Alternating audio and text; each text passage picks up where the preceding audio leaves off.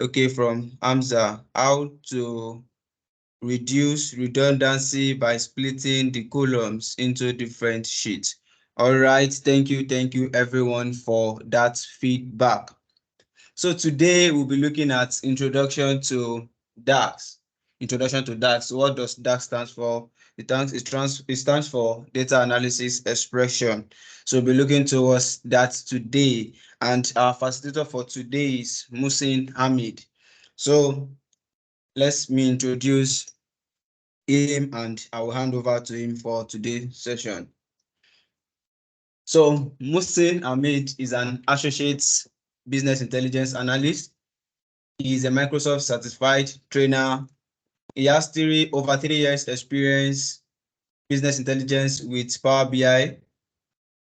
He has trained over 4,000 participants, including senior management on Power Platform, which are Power Apps, Power Automate, Power BI, Microsoft Office tools, foundations of data, and advanced presentation skills for business. He has automated business processes for internal use and clients in diverse industries. He has collaborated on a number of analytic projects deployed over Excel or Power BI infrastructure. And lastly is the community technical officer for the Nigeria Power Platform user group.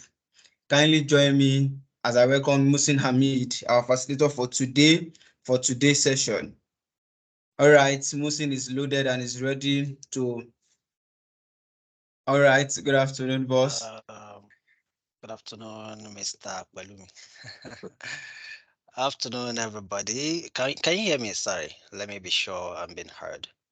Yeah, very clearly from my hand. Okay, great. All right. So, thank you for the warm welcome, Balumi, and good afternoon, everybody. I would like to address us as my senior colleagues. I know that maybe if I was to switch back time to like a year ago or thereabouts, I might be in this class as well. Anyways, that's on a lighter note. So we'll get right into this very quickly. And I want to seek our indulgence. Should it be that at any point in time you stop hearing me, kindly do let me know. Pelumi, you may want to call me on WhatsApp or any other means, so that I'm informed as early as possible that I lost my connection. It's just been All crazy right. for some days here. Yeah. Okay, so let me share my screen now.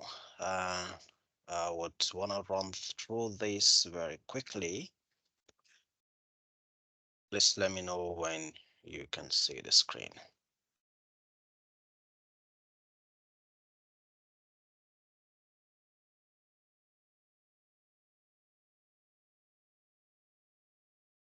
Is it visible? Yes, boss. Okay, good. All right. So, good afternoon once again. My name is Mohsen Hamid. The introduction has been done. So, what we're looking at today is DAX. We want to talk about DAX today.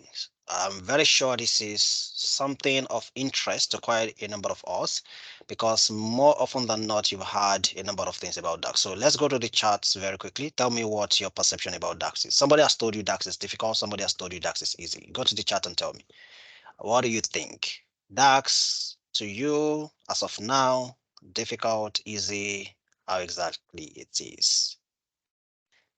I hope that I will not be getting these responses lately. I just really hope. Is there anything on the chat yet? Balumi. Yes, yes. Two people have responded. Okay. They said yes, yes. Okay. Yes, yes. Okay. So quite a number of things. Yeah, Fatima, you don't know much about it. Okay, that's one of the things that we need to clear out here. So a number of times when it comes to learning Power BI, people's focus are usually on visualization. So they want to learn how to put together those interesting charts and graphs to have things look very, nice and visually appealing. That is the major reason why many people want to go into Power BI. But there's a lot more things that you can do in Power BI. And one of the tools that would equip you to be able to do those better things is what we are talking about today, which is DAX. Christopher, add for now, but with time it will be easy. Absolutely. So we'll get the needed foundation today And if you're able to build on that foundation diligently, I'm very sure that a number of things will come easy for you when it comes to working with DAX. The first thing I want us to bear in mind is this: you can't do so well in Power BI if you don't know DAX. Maybe we take that, you write that and gross it somewhere. If you want to be a Power BI developer, a Power BI analyst, or maybe a data analyst that is focused on Power BI somehow, one of the very key things that should be your focus to learn is DAX, because DAX brings about a lot of flexibility. Enough of the talks. So today we'll be talking about the foundation. Why should you write DAX? What would actually necessitate DAX when you are on your Power BI journey or you're building out a particular report? Then we talk about the types when it comes to the kinds of results that you get. And we talk about measures. So someone is wondering what is measures. We'll get to see that in a moment. So quickly, yes, so I said here, if you can't visualize it yet, try DAX it. What does that mean? Don't worry, we'll get to know what this means very shortly. So sometimes some things are not pretty direct to visualize. That may be a scenario where you want to write DAX for it, but we'll get to that. You understand this better in a moment. My introduction has been done, so I'll get to this. When we talk about calculations in Power BI, so I want to, for some times, I'll be talking about some things Excel and then be relating it to Power BI because uh, Power BI is actually an offshoot of Excel. So if you understand the way Excel engine works, you probably will be able to transfer that to what is obtainable in Power BI. So now, when you are analyzing, one of the key things that you'll be doing in your analysis is running some calculations. That is paramount. There is no way you will run analysis without having to calculate a few things. Look at it this way. You are a teacher in a school. You now want to analyze the result of your student. Or you're a teacher in a school and you're thinking to know who is the best student in mathematics. Excuse me. For you to know the best student in mathematics, a calculation needs to run and the calculation needs to follow. And the calculation is that which will eventually probably rank your students to get to see who is the top guy, who is the next top guy, and the rank continues that way. Which means that calculation is an intricate part of analysis. When it now comes to analyzing within Power BI, and then we now get to the point that we want to run some calculations. There are two kinds of calculations that can happen. So I'm just laying some foundation here. We'll get into Power BI to do all of these things. We have the implicit calculations and we have the explicit calculations. Implicit and explicit. Implicit means implied, English, which means the Power BI engine implied that that is the kind of calculation that you want. That is what implicit means. Explicit means that you want to explicitly tell Power BI this is how you want the calculation to run. So, summarily, implicit means Power BI is guessing and is running that calculation for you. Explicit means you are in control. You are running the calculations the way you want it to run. So those are the two kinds. Let's take note. When we talk about DAX, DAX is an acronym for data analysis expressions. My boss Pelumi mentioned that earlier. It's an acronym for data analysis expressions. Sorry, they want to disgrace me. Nepal's thinking they have done what they know how to do best. Anyways, so DAX is data analysis expressions. What it means is that you are able to express yourself to get to write some things that you want Power BI to do for you. Just in a moment, I'll have to switch the screen so that I'm able to see what I'm projecting again. So I'll keep talking while I stop sharing and then reshare. So what this means is that you have a particular engine that is running a calculation for you. And the calculation is such that you are expressing yourself to Power BI to handle that particular calculation for you to give you the desired result. In this wise, if we look at the two kinds of calculations that we have mentioned earlier, Which of these would DAX allow you to achieve, implicit or explicit? I'm waiting for that response on the chart. The other thing is that we use DAX. DAX is a language that allows users to express themselves. I've said this here. So I'm sharing my screen back in a moment now. So sorry about that. So now, just want to be sure that this is up. Okay. So the other thing here is that's not the only language. It's not just the language of Power BI. Like I said, most things that are today in Power BI, they come as offshoot of Excel. So in Excel, we have the Power Query. You have seen Power Query work in Power BI. There is Power Query in Excel as well. There is Power Pivot in Excel, and there is Power View. These three products put together are what was used to create Power BI as an engine. So DAX is actually the functional language for Power Pivot, which was then transferred or moved to Power BI. And when we say something is a functional language, what it implies is that it is a language that works by function calls. I'm speaking too much grammar here. What it means to for a function or for a language to be functional is that you know that in Excel, if you want to do an aggregation, you want to add up some numbers, what you do is you go into a cell and you do equal to sum and you supply the range that you want to add up. That is a function call, which is you are utilizing the sum function to achieve what you want to achieve within DAX. You are within that particular context of calculation. So you have called on the sum function and then used that to now get to the result for you. So the sum function has a pre-built calculation in it. So you called on it, and then based on what was pre-built into it, it ran the calculation for you. So that's what it means for a language to be functional. So we have just this is on the side.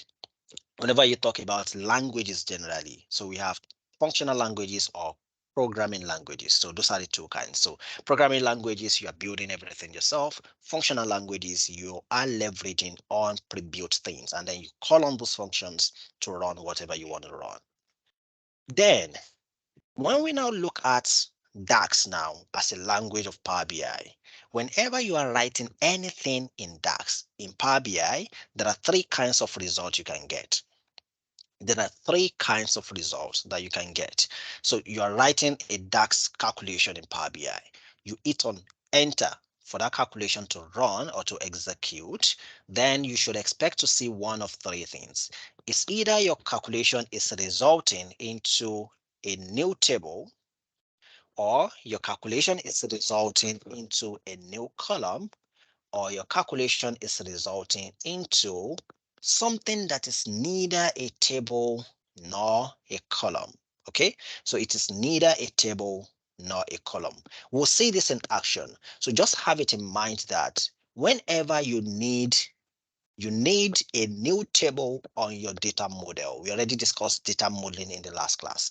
Whenever you need a new table on your data model, you can use DAX to create one. Whenever you need a new column on an existing table, you can use DAX to create one. And whenever you need a result to visualize, which means that the result is neither a new table nor a new column, then you can also use DAX to achieve that. So those are the three kinds of results. Then there's something called measure. Maybe I shouldn't go into this pretty yet. So let me now quickly switch back to my Power BI.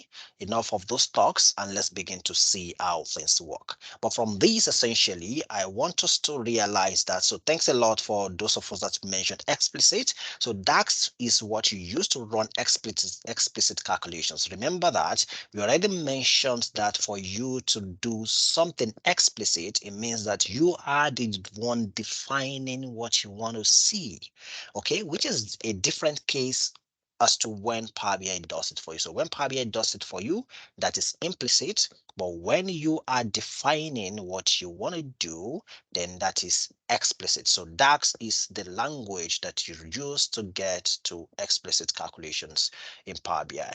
So now very quickly, I have a Power BI file here. And so here, we want to now begin to see DAX in action. But before I go to that, remember that I talked about calculations and I said that there are two kinds, implicit and explicit. If I try to bring in a chart here, I understand that we have not done visualization class. If I try to bring in a chart here, or maybe not this, I'll just put a, let me put a card here. I'm dropping a card here and I go to my fact sales table and I select sales. I go to fact sales table and I select sales. Let me try to zoom into this so that we can see this a bit better.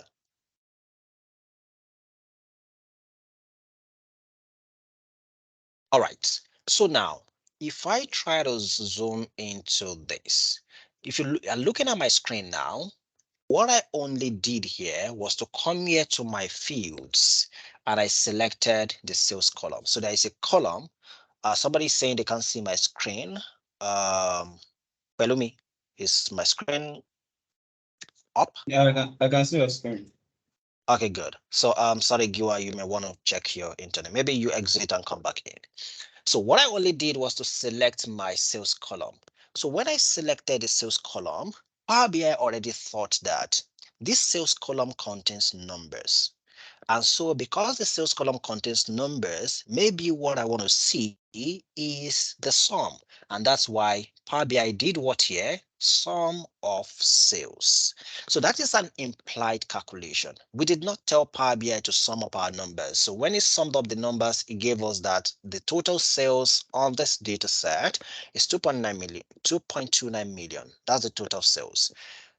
Power BI thought we wanted a sales, a sum of sales. That's why it did this for us, which means most times when you are putting a column that has numbers in a visual, Power BI will make some guesses and run some calculations based on what is on that column for you. That is an example of an implied calculation. When we now want to be explicit with things, we want to now define things our own way. What we will do is to now begin to now write our own calculations utilizing the DAX engine that is already pre-built in Power BI. So I'll come here. I've said earlier that there are three kinds of results that we can get. Who remembers? Three kinds of results that you can get whenever you're doing anything in DAX. Let's put on the chart if you remember. Let's see those that have taken note of that or those that probably are following. A new table. Thanks a lot, Taiwo. Who else? A new column. Taiwo got that again. A new table column. Excellent. Mohammed, new column. There's one more result. There's one more new column, Miriam. Thank you. The Abdul. Okay, and measure. Excellent. So the third kind of result, which is neither a column nor a table. So that is the third kind of result. So let's begin to see them in action. So I'll come here to my table view, and here I will come straight down to my fact saves table. So on the fact saves table, we have some existing columns here. So probably we have this file, or the file will be shared with us. So here we have the row ID. We have quite a number of things, but what interests us here is the values that we have here. So we have the sales column, and then we have the quantity, we have the discount, we have the profit. Assuming that we have a requirement that we want to know the total unit price. So we want to know the total unit price. Can somebody define how we can get unit price from the columns that we have here? Somebody should. This is elementary mathematics. Yeah. So just look at the columns we have. From these columns that we have, is it possible that we get out unit price from here by a combination of some of the columns or by running some calculations on these columns? Okay, Absalam average, thanks for the trial. Anybody else? What do we think?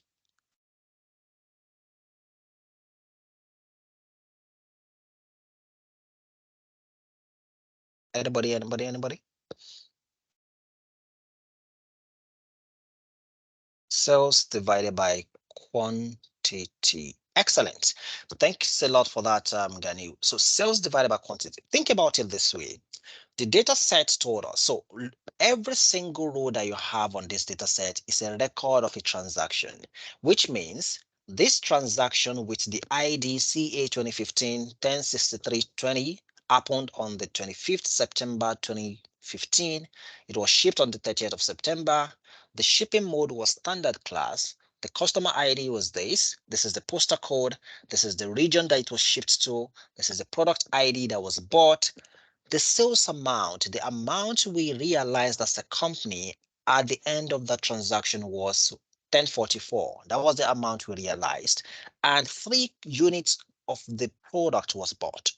So if 3 units of the product was bought and we realized 1044, how much is a unit? So for us to get a unit, we essentially need to divide the sales by the quantity. So how do we get to that? Once you are on your table view and you are clicked on any table, you get some tabs at the top. Okay, so if I go back to the report view, you have some kinds of tabs that you see. When I switch to my table view, you get to see some other kinds of tabs. So when you want to add a new column to an existing table, you need to be on that column, on that table that you want to add the new column to, which in this case is the fact sales table. Okay, you need to be on that table. Once you're on that table, you look at the top, you see the table tools tab, excuse me, you see the table tools tab, and then you see some buttons here. So we have a new measure button, quick measure, new column, and new table. So now we need a new column. So I'll come here to this button that says new column. I'll click. Once I click on that, it opens up the formula bar for you. So now by clicking on that button, we have told the Power BI engine that, guy, get set. We want to run a calculation that will result in a new column added to this particular table. So if you look at what we currently have, you see that just by clicking on that button, 2 things happened. There is a dummy column already set to be populated, and the formula bar is now active. So on the formula bar, it is saying column equals to what? So for DAX, the syntax is you need to name that particular object. So if it is a column, you need to give the column a name, which in this case, the default is column. We can rename this so that it is a lot more descriptive of what the column represent. Then there will be an equal to sign, after which you now use some functions or you write your expression the way you want it to render. So now I'll come here. Remember that we said a column is unit price. So I'm going to type unit price. So call this unit price. And then I'll come in front of the equal to sign. So now, how do you want to generate values that will be in the unit price column? We already said it is the division of the sales column by the quantity column. So I will say sales. And once you start typing, IntelliSense comes into play. It now begins to show you some options. The way these options appear is that if you see all of what I say here, there is a table icon behind them, and then it names the actual table and puts the column in square brackets. So this tells us that we have a discount column that is sitting on the fact sales table. If we look at it for the moment, we have the fact sales table and we have the discount column. So all of these are just options of what is available. So as you go on to type, you're more specific, you get to see specifically the column that you want to pull out. So this is the column that we need, fact sales and the sales column. I can use my tab to select it. Once that is selected, it comes into the formula. Then I will use the divide symbol, which is the forward slash, and then I'll say divide this by quantity. So I'll search quantity and then type it in. I'll hit enter. Once I hit enter here, Power BI renders out this calculation for us. Very shortly after then, we'll see that we now have a new column, unit price. And if we run this on our calculator, obviously 1044.63 divided by 3 must give us 348.21. So that is a new column on our Power BI engine. So whenever you think of a particular calculation And then you see that the calculation might be an offshoot of the combination of a couple of columns. You might want to come to that table and run the calculation directly by coming to click on new column, specify the way the calculation will run on your formula bar, hit enter, and that renders out as a new column for you. That is the first result type. The next result type, so I'll just give a single example on all of this because I understand that we have 1 hour to run this. So probably I've spent about 20-25 minutes already. The other kind of result that we can get in DAX is for our DAX calculation to result into a new table. This is a typical scenario that you as Power BI developer or analyst would always get yourself into. There is always a need to have one particular table. The table is very important. You must have it on your data model. And we'll talk about the reason why you must have it in your data model much shortly. The table is called a date table. It's a date table, or you call it calendar table, or whatever kind of table you want to call it. But the description is just that you need a table that is specifically for date attributes as they relate to the kind of report you want to create. So a table that every column that are on that table would be speaking to a particular data attribute. So you can have a column for year, you can have a column for week, you can have a column for day, you can have a column for quarter, and quite a number of things as your reporting requirement would require or would define. So how do we now create such a table? So what we'll do is this. First, we should come to our table view. Yes. Once we are on the table view, then right at the top, we'll see table tools. If you switch to the table tools tab, you will see this option that says new table. Just hovering your mouse on it will tell you, write a DAX expression to create a new table. That's precisely what we want to do. So I'll come here, I will hit on new table. Once I hit on new table, the same experience would surface, which is now we have a blank table in this case with an empty column. The formula bar is active and is expecting that we should write out how we want this to render. Okay. Sulaiman, it's lagging. Is it the same for everybody? So at the moment, I see my formula bar up. Is that what everyone sees? Or I need to slow down Yes. a bit? Okay, yes for Pelumi. Okpayemi, no. Your no, Okpayemi, I'm not so certain. Is it that it's not lagging or it is? Okay, Christopher, yes, Hamza. Okay, excellent. So now, the first thing, we come back here. We don't want the table to come out. Thank you, Okpayemi. We don't want the table to come out as the name of the table. We don't want it to come out as table. So we want it to give us something more descriptive. So we'll call this this table. You can call it whatever it is. So you can call it calendar, people call it date, people call it whatever they want to call it. So now, what is that calculation that would pick out dates for us? There are two functions basically. We can use, if I type calendar, we can use the calendar function or the calendar auto function. The difference is that when you use calendar function, you need to specify the start date and the end date. You need to specify the start date, which is the beginning date, and the end date. What this means is that you need to be specific to Power BI. What date do you want this date to start from? So if you want it to start from 1st of January 2021, you specify that, and then you specify the end date. Maybe you want it to end on the 31st of December 2022. You specify that, and Power BI will generate every single date in between this range for you.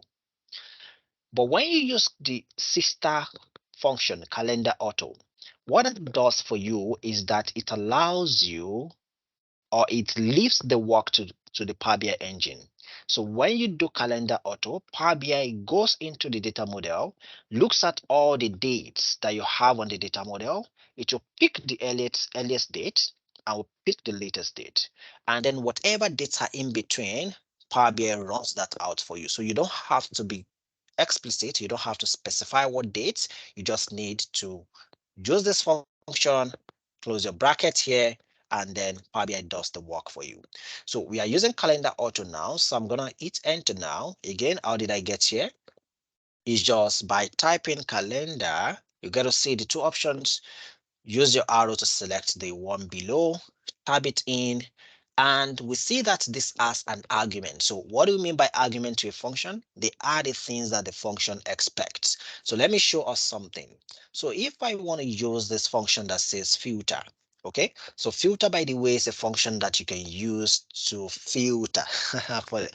So you can use it to reduce, to restrict the result of a table to some rows in that table based on certain conditions.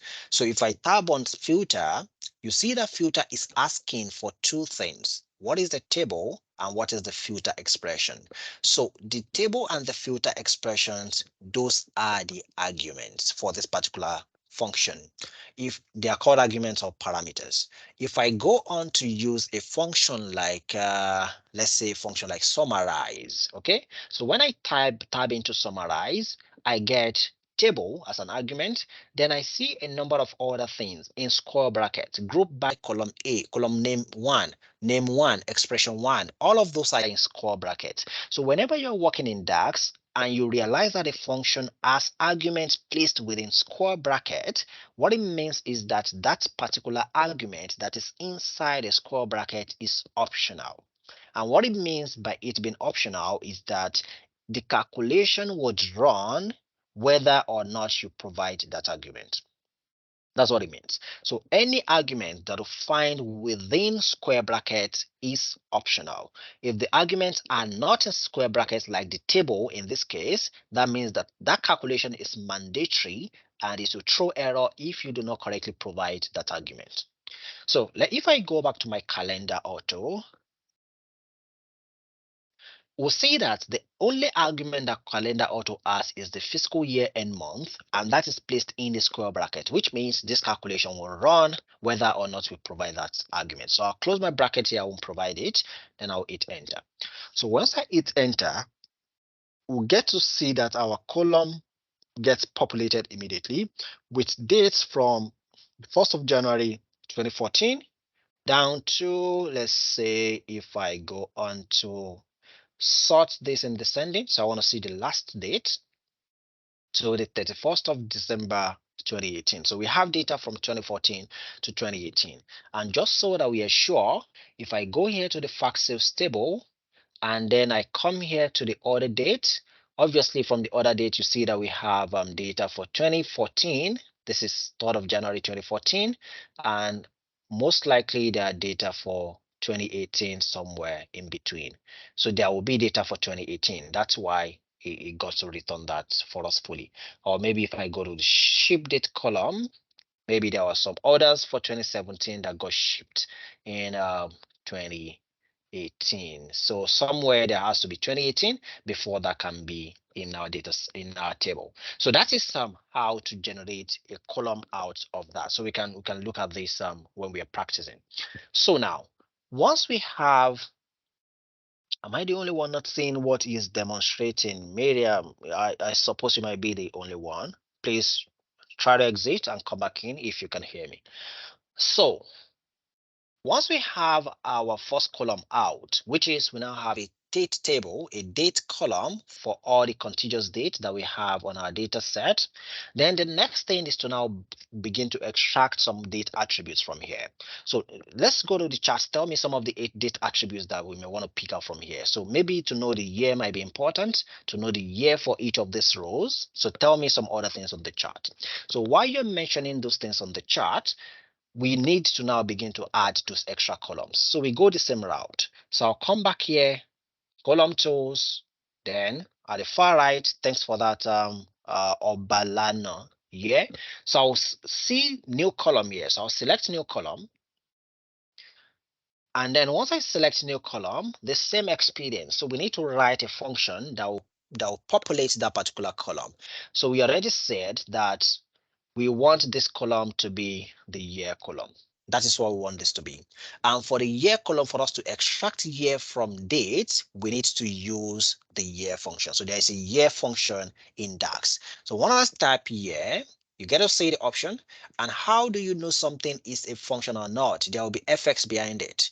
Remember that the other time that we wanted to calculate our unit sales, if I do what's this called again? I think the sales amount. Can't remember. There is something. Okay, if I do, what is this table name? Fact sales table. So if I do fact sales table values, sorry, this is not something you need, but I just needed it so that I can bring this out. So now, if you look at the options we have here now, you see that for some of these, there is table behind it. For some of it, there is like a column. You see that the icons are different. For customer now, it's all would I say bold? Yes, more like it's all filled up. But when you look at the customer ID, the first row or the first column here is visible, is transparent.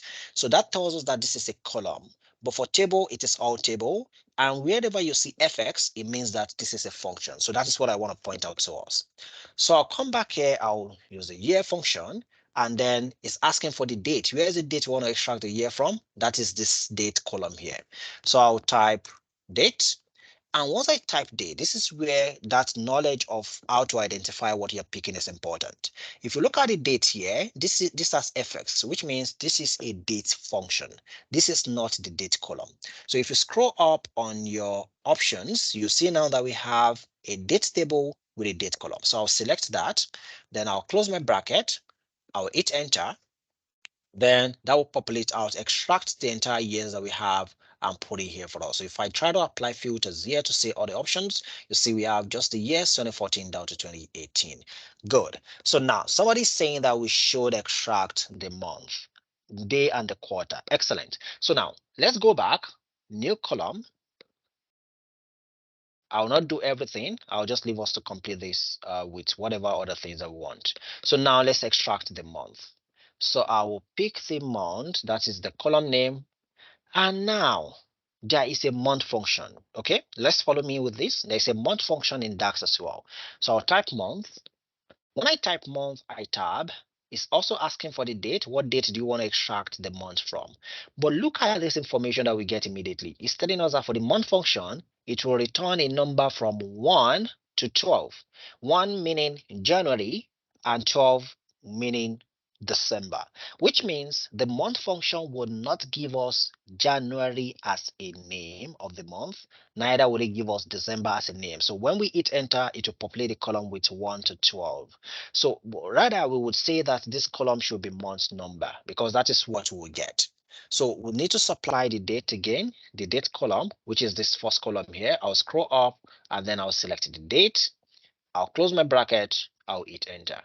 Once I hit enter here, we'll get to see 1 down to 12 on this column. That is being worked on. This month number has an importance, so we say the significance shortly. So let's now extract the actual month name out. So I'll come back here to new column again. So once I get on new column,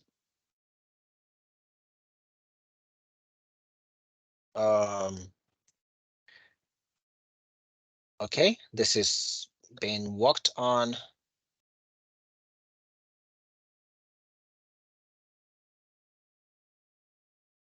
Okay, good. So now we need to extract the actual month names. So I'll come here, I'll call this month. And then here, we now use another function. We have seen that if you use the month function, that gives us 1 to 12. That is not what we need specifically. So the other function that we can use is the format function. So I'll type here format. And for those of us that were coming from Excel background, so format function does the same thing as text. So in Excel, if you use a text function, you want to format your values in a way, then the same thing is what format is doing here. So format is asking for 3 things. How many of these are mandatory? Somebody should mention on the chat. It's asking for 3 things. How many is mandatory? How many is optional? So the first thing it's asking for is the value. So the value you want to format is the date column. So most things will refer back to the date column here. So I'll type in date. I'll type in date and then I'll select, okay, sorry. So maybe what I should do is let me put off my video for now. Hopefully that saves a bit of the bandwidth. So Yeah. So now, sorry, I had to hit enter when I was not done. Okay, so now I'll come back here. We need to select the date. Yes, thanks a lot. Two are mandatory. Excellent. Two input are required. Correct. So I need to select the date. Once I select the date, I'll put a comma because it's now asking for the format. What is the format? How do you want your result to come out? So that's what the format means. So one is to come out written January or like that. So if you want to have the month written in full, like January in full, the code is you need to put 4Ms. That's the code. So I'll close the bracket, and the it doesn't matter. It might be small letters or capital letters. It doesn't matter. So I'll close my bracket here, and I will hit enter. So the result we expect to see here is January written in full. I'll drop down, and then we'll see all of the months here as they pertain to the data that we're extracting from. So what it does mean is that if I reduce the 4Ms to 3, and I hit enter, we get the months abbreviated. So instead of January in full, we get Jan, and we can play with our code that way. So this same code is what we can use to extract our quarter. We can use it to extract the day of the week and a number of other things. So for quarter, it just means that we'll put Q here, but there's a slight twist to that. Maybe I should do that so that we get to see what the twist might be. So I'll come here to new column.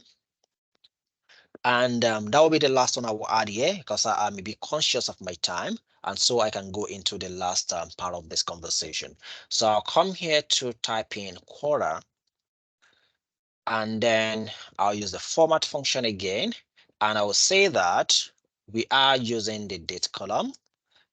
So date column here, which is this one. So I clicked something else. So this will return error first. So, which is a reason why we need to be sure of what we are selecting. So date column on the date table, and the format is, if I do QQ, let's look at what it returns. Enter. So this will not give us what I want to see, because for me, what I think would make sense to see is to see like Q1, Q2, Q3, Q4. So if I keep on increasing the number of Qs here, we'll just get to see bunches of ones, twos, threes, and fours. So if I drop down, I say 1, 1, 1, 2, 2, 2, 3, because for every single Q that I put here, it translates that to the quarter number. That is why. So it sees the first Q, it gives it 1, the second, another 1, the third, another 1. So the twist to this is that if you want, there are a number of ways people do this, okay? If you want Power BI or DAX to ignore the first Q and return it as a letter and just use the second Q as the code. So we want to return the first Q and use the second Q as the code. Then what we need to do is to add a backward slash. So when you add a backward slash to the first letter, that letter is ignored in the formatting. And then the second letter is what is now translated into the formatting that you need. So if I hit enter now, we see that our result changes, and now we are able to see Q1, Q2 down to Q4 as we actually do need. So that is the twist there. So we can continue to expand this column, expand this table rather, to get to some of the things that we actually would want to see. So this is the second kind of result that we can get in DAX. The third kind of result is that which would not result into a new table, nor will it result into a new column. How does that run? So if I go back to my report view for the moment, let's assume that this same sum of sales that Power BI did for us implicitly earlier, we want to write this calculation ourselves and we want to be explicit about it using DAX. What we would do is, by the way, that kind of calculation, which is not resulting into a new column nor a new table, is what is called measures in Power BI. So that kind of measures, when you now want to create them, you need to, you have a number of options anyway, but the quickest one and the most straightforward is for you to go to the actual table that you want the measure to sit in. You know, when you create a new column, the new column gets to be inserted on an existing table. The same thing is happening here. If you want to, if you write a measure in DAX, the measure gets to sit, needs to sit in a particular table. Okay, there should be a table that will house it. So what you need to do is go to that actual table where you want the measure to sit in, which in this case is the fact sales table. Go there, click on it and do a right click. Once you do a right click, you have a bunch of options. But the one we are particular about is new measure. So I'll click new measure. Once you click new measure, that would also open up the tab, the formula bar, and now it's expecting us to now write our measure. So the same format, we need to give the measure a name. So I will say total sales. That is the measure name. And then what is that function that can calculate the total sales for us in DAX? It is the sum function, which is the same function we are familiar with in Excel. So sum function, excuse me.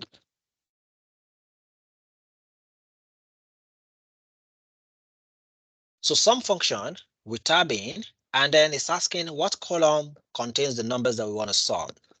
The columns are here, which is the sales column. So I'll come back here, I'll type sales.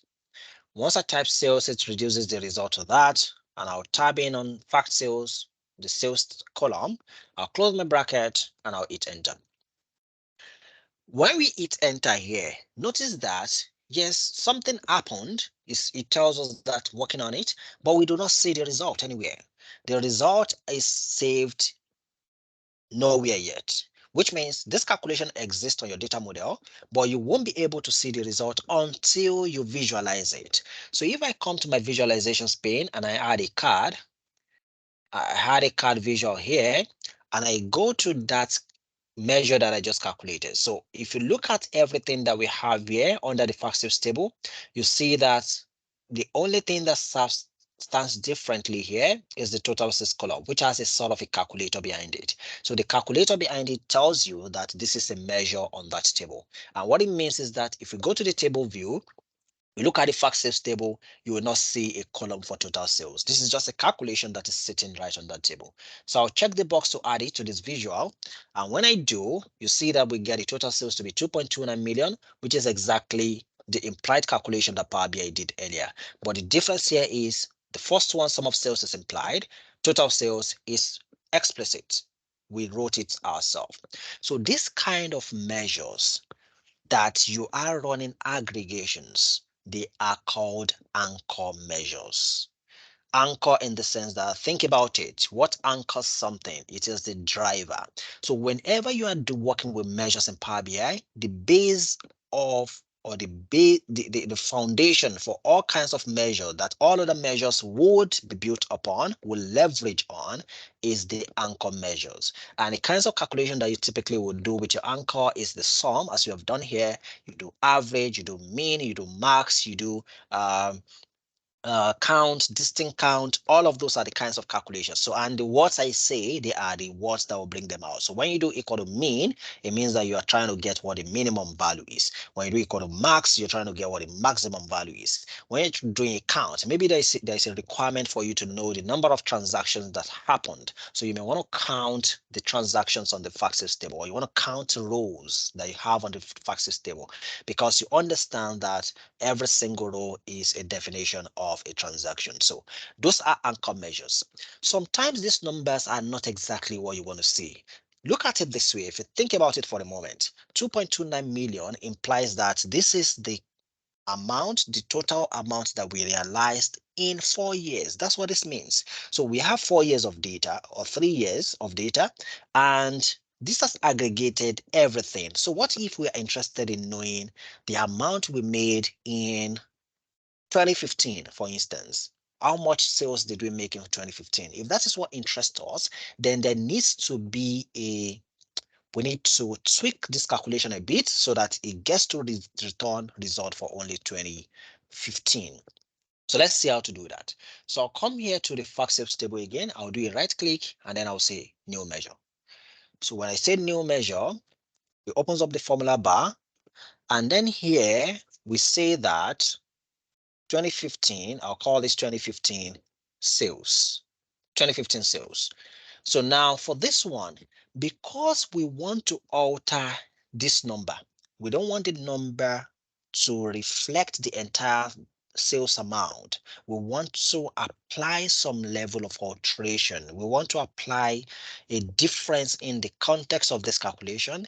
Then there is a powerful calculation that a powerful function that we should use in DAX, which is called calculate. So calculate is that function that allows us to change the context within which our calculation would run. And so here calculate is asking for two things: expressions and the filters. Expression is that same calculation that we have run here. So we can say that the expression is it should do the sum of the sales amount on the fact sales table. That is the expression. So I'll put a comma. But now I want to apply a filter on this number so that it only returns values for 2015 and not every single sales that we have. So I'll say that it should only return for where the year on our date table, when the year is equal to 2015. So now what we're saying is calculate the sales amount, the sum of the sales amount for only when the year is 2015. So I'll close my bracket here, I'll hit enter, but there will be a problem and I'll tell us why and how to resolve it. So once I hit enter and this is fine, let me add a third card here. Okay, and by the way, I can just duplicate this and then I'll take out what is currently there. I'll pick 2015 sales. We'll notice that at the moment, 2015 sales is just exactly as total sales. The problem is that whenever you have an unexpected result as such, please, the very first thing you need to check out is to go to your data model. Something might be wrong on your data model. And obviously something is wrong on our data model, which is we have a date table, but the date table is not talking to our fact table at all. So because it's not talking to the fact table, so it's not able to extend the filter that is coming from the year that we have supplied here.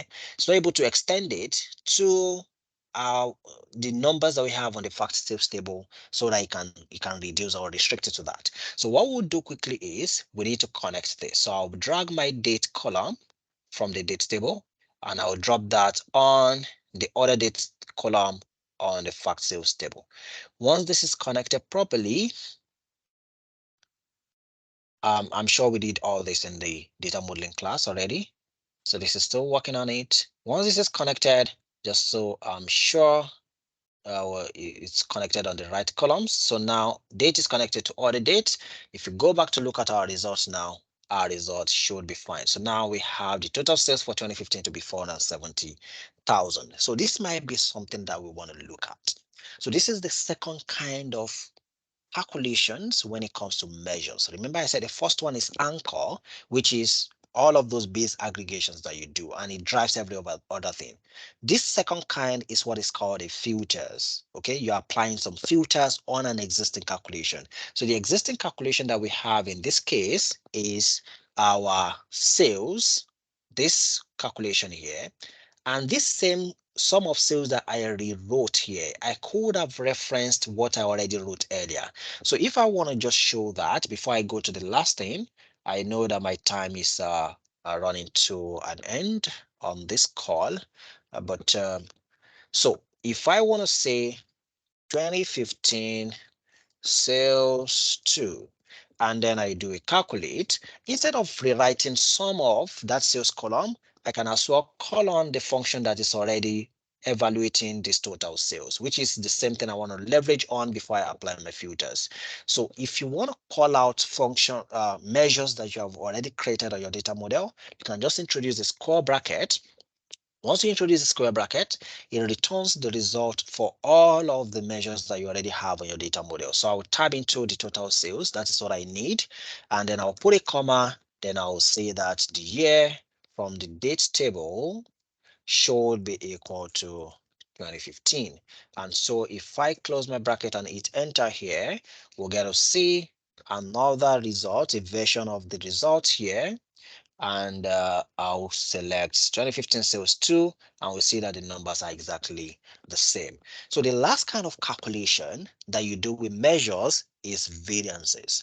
Variances are just measures of comparison. So you're comparing between numbers. So let's say that, for instance, now in the business, we want to know what the difference in our monthly sales look like? So when we compare January to February sales, what does it look like? What's the difference like? So in order to do that, that's the last thing that we're going to do today. So the first thing I'm going to do is I have, let me turn this into a table for the moment. And then I'm going to add the months that we have on our date table. And I'm going to select the fact sales, the total sales that we already calculated. So this already gives us something, okay? We already have the month and then we have the total sales. But if you look at the month, there is something strange. Our month is sorted in alphabetical order. So April coming before August, and sadly, September is ending the year for this particular calendar. So it doesn't make sense. And that is a reason why you need the month number that we added to our table. So if I go quickly back to the table view, if we switch back to our date table, remember that we created this month number column. So this month number column will now find its usefulness. So what we need to do is to now select your month column, which is your January to December.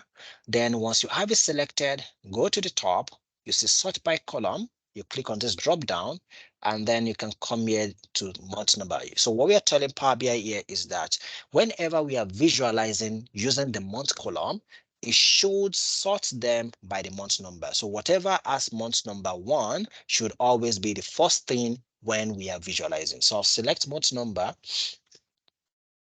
And once this is fine and done, we go back to our visual and we expect that everything is now correctly sorted. So now this is still evaluating.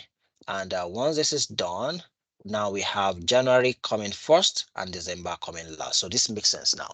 So when we now want to do a month-on-month comparison, so sort of we want to see what is the difference between February and January. So this makes sense to the business in the sense that they're able to monitor the business growth to say that was there an improvement in sales from February is the current month to the last month, or March is the current month compared to February? Was there an improvement or not? So that is where variance calculation comes in. So what will make that run here is to first of all have a calculation that gives us the previous month number. So I'll come here, I'll add a measure. Sorry, Mr. Akbelumi, I'm rounding up already. So I'll come here to this. So we create a measure and then we call this sales previous month. And for this one, because we want to change the context of calculation as well, so I'll say calculate, and here we'll call on the total sales.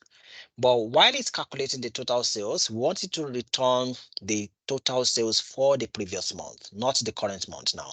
So we'll say previous month, and it's asking for the date. So we give it the date that is sitting on the date table.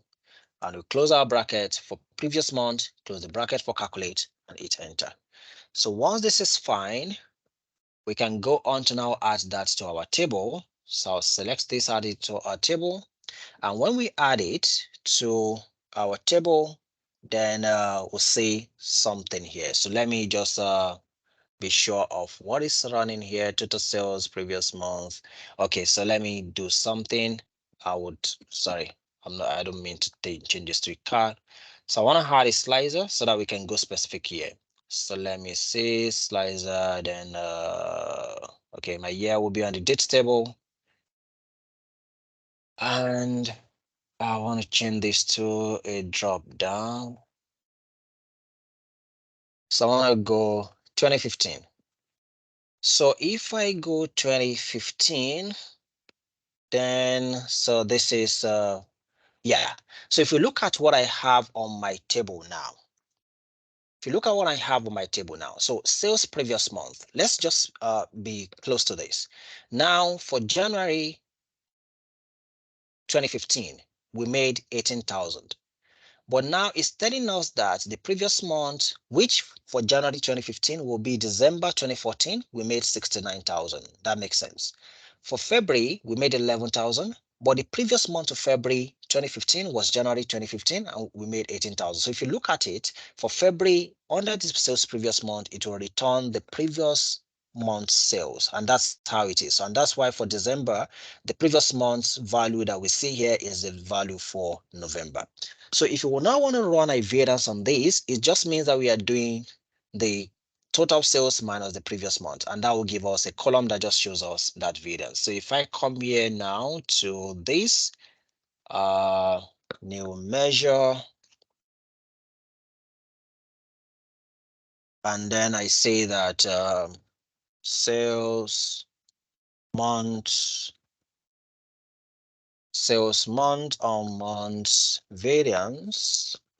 So I'll say that they should be equal to the actual, which is the total sales minus the previous month sales PM. So that's it's as simple as that. It tells us the difference. So now if I go back here to add these two measure now, sales month-on-month variance. So I'll just take out this card for now, and then I'll expand this. So now this immediately tells us that in February, we made less than we made in January. So our sales dropped in February, yeah, from when we compare it to January, to the tune of 6,000. So this is what this tells us, which means immediately we are able to inform the business that, see, yes, we made 11,000 in February, but that was much lesser than what we made in January. And when we compare March to February, we made much more in March than what we made in February. So that may begin to inform the business to say that, okay, what did we do differently in March to register this much amount of sales that we didn't do in February, and then we are beginning to help the business face the right direction. So that's the importance of variances. So these numbers now make some sense, but you may want to have it to make much better sense by turning this into percentage. So what percentage drop is this 6,222? So that is the last thing we're doing. So I'll come here to add the last measure for now, which is now we're saying that we want to help the business understand the percentage growth or drop in their sales amount or their sales volumes. So I'll come here to my formula bar now.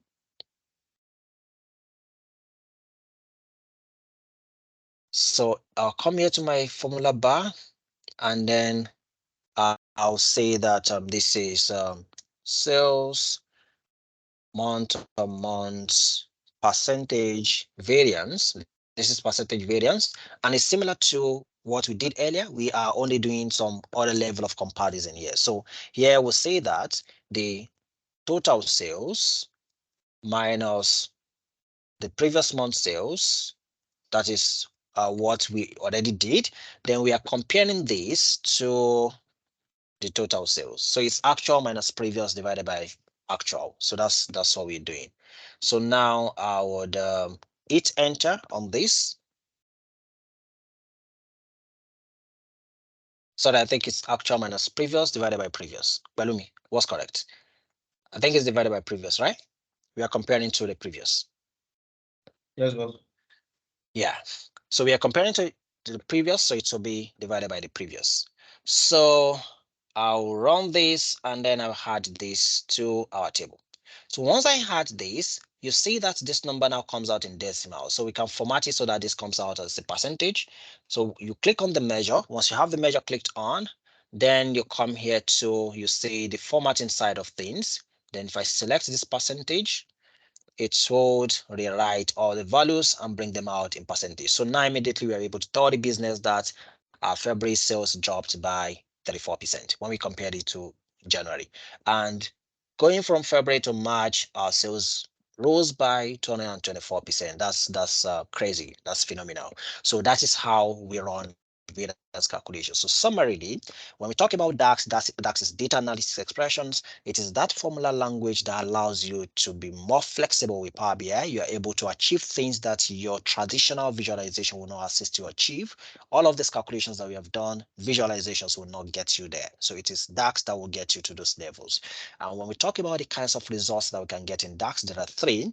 We have the table, a result, something that results into a new table, what results into a new column, or that which results neither into a new column or a new table, which is called measures.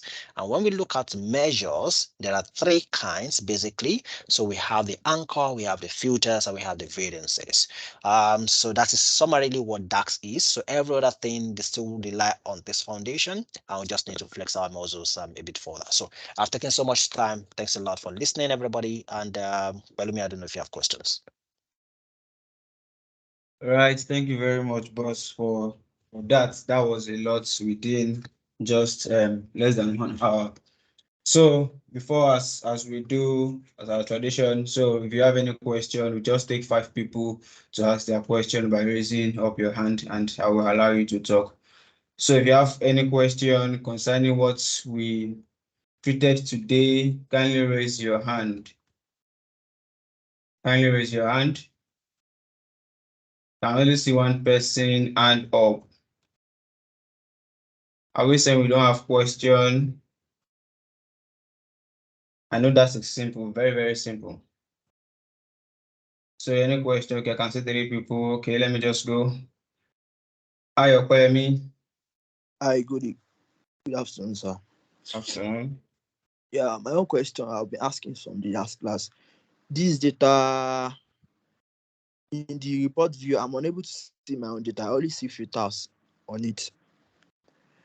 I can see the visualization, but I'm not seeing the data listing. You're not seeing what, please? I'm not seeing the data. I'm only seeing the filters. Do you When get you my talk point? about data, are you talking about you can't see your When data I go inside? when I go to the report view, Okay. so I'm only seeing filters. I'm not seeing the data, and I'm seeing the visualization. I'm not seeing the data. So the way it's selecting from. This, Hello. yeah, Okoyemi, this what you mean, right? This data view, data pane, you don't see it, right? Yeah, yes, I'm only seeing the filters. I'm not seeing the data. Okay. So Yes. now, so a general thing about this, okay? When you're working with Microsoft technology, anything that affects the user interface, you can access it from the View tab. Anything that accesses the user interface, you get to access it from the View tab. So for me, there's every tendency that my interface of Power BI will be different from yours. It's probably yours is updated. I just decided not to update mine because if I'm using the recent updates, my data pane will not appear this way. So it will come more like an icon here that I need to expand. But if you still don't see that, you might want to go to the View tab, and then you see a button that would activate it. So these are not just the only pins here. So if I click on these filters, you see that my filter pin goes off. If I click on it again, it comes up. If you want the bookmarks, it comes up. If you want the selection pane, it comes up. So all these are controlled right from the View tab. So you may want to check that out. Hopefully that resolves it. Okay, sir. All right, thank you for that answer. So I'll give the second person to ask a question. Hi, Ada. Hi, good afternoon. So now, I want to appreciate the facilitator, the way he just digest this DAX analysis expression. I've been so afraid of it, but he made it so simple. I appreciate you. Thank you so much. But I just want to ask a question from the sales previous month. okay. I was expecting that since the variance rather, even the previous month, that January will not have any value because there is no previous month we subtracted January from with. So we're always expecting there will be any value for January. But I'm seeing value, so I'm a little confused if I'm not understanding it. Thanks a lot for your question. That's an excellent question. So we actually have a previous month to January. So this will be pretty clear now. So let me take out this filter. And so what I would do is that I would add the year to the same table. So let me pick the year, and then I add it here. So when I add the year here, okay, it's aggregating my years. So let me just change the data type quickly. So this year, and then I make this a text. So I'm making it a text so that Power BI does not imply that that should be aggregated. So let me pick that year again. All right. So now, if you look at this now,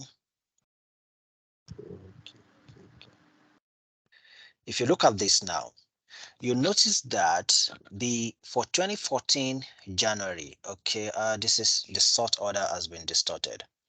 Let me just do something like okay, 2015 and 2014. So 2015 and okay, I can only select one. So you can switch what you can select. Slicer settings, selection, show select all. All right, so now if I come back here, I select 2015. So if you look at what we currently have now, so it is sorting by the year. So let me see if I can ask you to sort by the month. Okay, so descending. So it's putting my both Januaries together. So if I switch this to matrix, let me see, that will resolve it. So this one to matrix, and then I'm able to drill down. I'll pull my months on the rows. All right, so this is exactly what I need here. So this will just explain it. Now, so we have 2014 and 2015. So if I expand here, you notice that if I go to 2015, if I go down to 2015, for January 2015, it says that the previous month is 69,544 for January 2015. So this previous month's value is the actual value for December 2014. I don't know if you see that. So December 2014, we made 69,544, which logically is the previous month to January 2015. And that's why this is not blank. So it is returning that value from there. But if we look at January 2014, the amount we made in that month was 14,000. But because we do not have a previous month to January 2014, our data started from January 2014. There is no previous year, no previous month. That's why it returned a blank here, and then everything went on like that. So that's how this works. So if you have a previous month, it will pick it, whether it's from the previous year, it will return it. But if you do not have, then it comes out as blank. I hope that answers your question, Ada. Yes, thank you. Thank you. You're welcome. All right. Thank you both for answering that question. Sikiru, I saw you raised your hand earlier. Has your question been answered?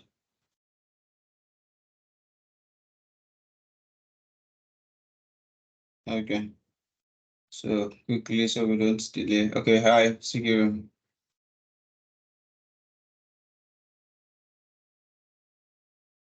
Hi, Sikiru, you can talk now.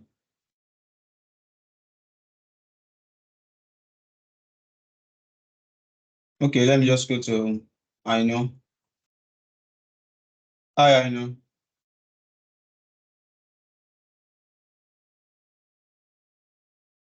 Can anyone hear me, please?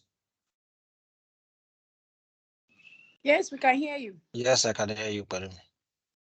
Okay, because I'm calling those that raised their hand and they're not saying anything. Hi, Sikiru, are you there? Okay, I don't think they are available. Okay, I think I have someone said, please, I just want to know how to add this visualization tab or ribbon. I think I get this question. Okay, so you want to take it, Palumi? No. I said I don't think I understand the question. Can I Okay, so what I mean the person means, what I think the person means is this visualization pane. So I think that shouldn't be much of a concern.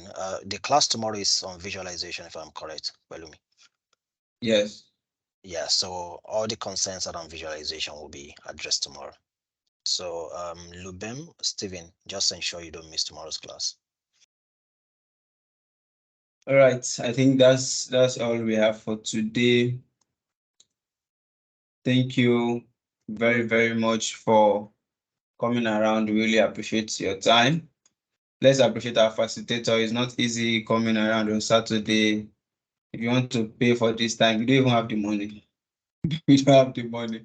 But thank you very much for coming around to take us on DAX. Really appreciate your efforts, and we hope to have you next year. Thank you very much, everyone. All right, that's where we'll be doing our content for today. So let's not forget tomorrow's class by 4 p.m. Sorry, before you go, I think some people are raising up their hand and they are asking you to unmute them, please.